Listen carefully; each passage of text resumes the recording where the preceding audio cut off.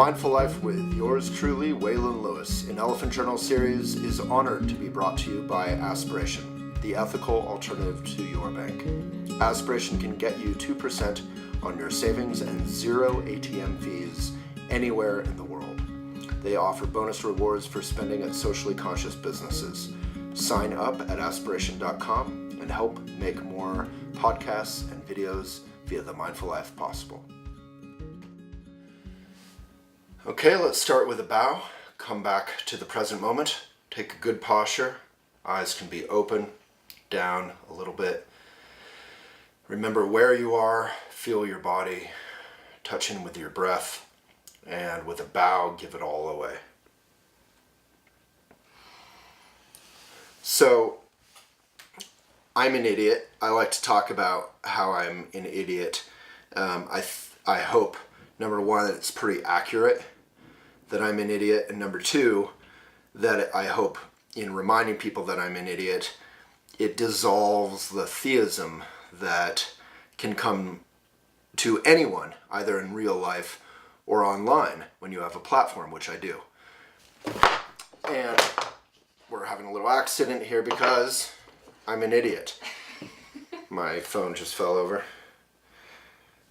So why am I talking about that? I'm talking about it because with Elephant Journal, we have millions of readers a month. I get a lot of questions all the time for advice. People say, hey, I'm having this difficult time with my girlfriend or my boyfriend or my mom or my work or my whatever. And my advice usually, I joke that my advice is always go buy a copy of Pema Chodron and see me in the morning. But really my advice usually is, well, what do you think? And the reason I say that is because, as I've made clear, I'm an idiot. And what the heck do you think I can know possibly about your life? So in Buddhism, this is a Lojong slogan called, Lojong means mind training, and the slogan is called, always trust the principal one. The principal one is you. So it's sort of like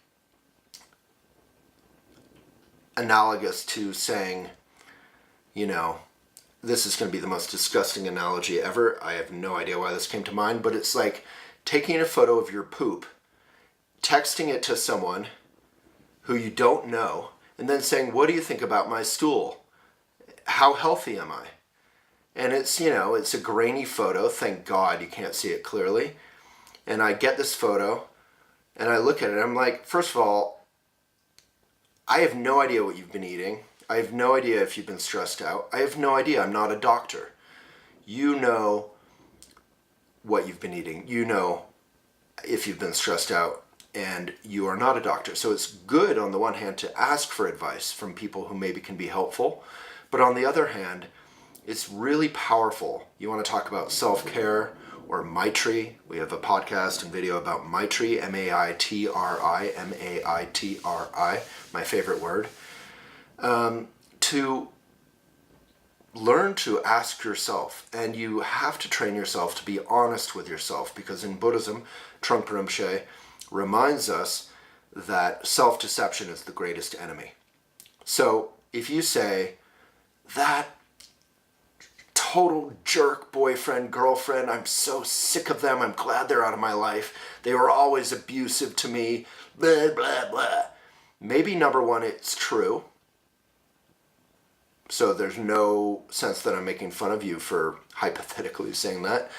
And number two, maybe it's not all true. Maybe you have some responsibility. Maybe they weren't abusive, but you're just throwing that word around, which is not a word you should throw around. It's a very serious, serious word. And loved ones of mine have been through that. So please don't cavalierly adopt it for having a bad argument. So, you know, you have to reflect. How could I have been better? What responsibility is mine? What responsibility is theirs? Should I move on? You know, you have to train yourself to be able to ask yourself your own wisdom. One thing I've done around this is I actually talk out loud to myself. I only do it when I'm super confused and super lost, and I say, Waylon, You are clearly acting and feeling depressed. You're overeating, you're not going outside, you've been on the phone for 3 hours, flinging through Instagram, wasting your precious life. What's going on? What are you feeling? I explicitly talk to myself, and I only really do that when I'm kind of lost. I try not to make it a huge habit to talk out loud to myself, just, I don't want to get arrested by the authorities in a Barnes & Noble for muttering to myself in the self-help section. So, always trust the principle one.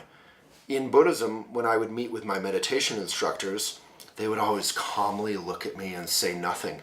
And I would panic. Nothing's more terrifying than sitting in a 4x4 room with someone who's saying nothing, just staring at you calmly with a soft smile. It's terrifying.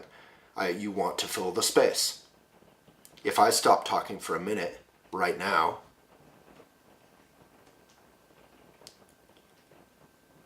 the 5 stages of anger, right? You go through, what the hell is happening? Am I super bored? Should I switch the channel? Then you get distracted by some random thing. Our minds are monkey mind, right? So I would meet with my meditation instructor, and finally I would fill the space and I would say, so, things have been pretty good, but I had this thing with Johnny and I got it, blah, blah, blah. What should I do? And of course, every single time they would say, well, what do you think? And that's actually a profound response that we're trained to say as meditation instructors. We're trained to say that because ego, what we love out of ego to always say when people ask us advice? We always say stuff. And stuff is usually half true and half bullshit. And even if it's all true, it's my truth and you don't get it. I can't talk about your poop. You have to on some level say, well, yeah, I ate an entire extra large pizza. That probably wasn't good for me. It's now raining outside, which is a beautiful spring rain. Maybe you can hear it. That would be a very cool podcast effect. So when a friend asks you their advice, that's the first thing you could say. You could offer, it is, as Suzuki Roshi said, the author of Zen Mind, Beginner's Mind, you could offer them a reminder that it is always wisdom which is seeking wisdom. So let them look at themselves. And then if they need help beyond that, you can say, well, look, all I ever hear from you is how angry and miserable you are with this partner of yours. Maybe you should look at that. But it's very dangerous to give people advice that's coming out of your own agenda. So you have to ask yourself, if you're being asked for advice, what is my agenda here, if anything? And if you have no agenda and you're just trying to be helpful, good luck. But as we all know, the road to hell is paved with good intentions. And I don't want to shut down people trying to offer helpful advice or people asking for it. You should always over-communicate rather than under-communicating. But first step, always ask yourself or always ask your friend, well, what do you think? Take a good posture, if you'd like. Find your breath. Remind yourself of your life's mission. And listen to the rain and give it away.